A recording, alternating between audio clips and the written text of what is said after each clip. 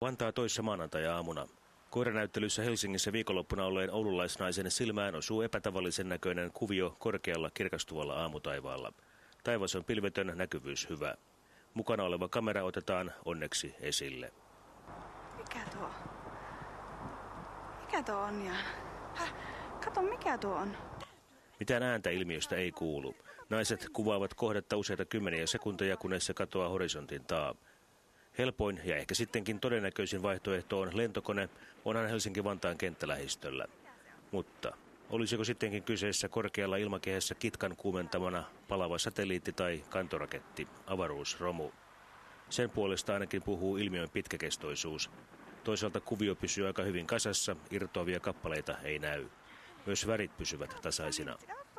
Onko kyseessä meteori tai peräti asteroidi, joka ohitti maapallon varsin läheltä korkealla ilmakehän yläpuolella? Mistään tällaisesta ei ole toisaalta raportoitu maailmalta.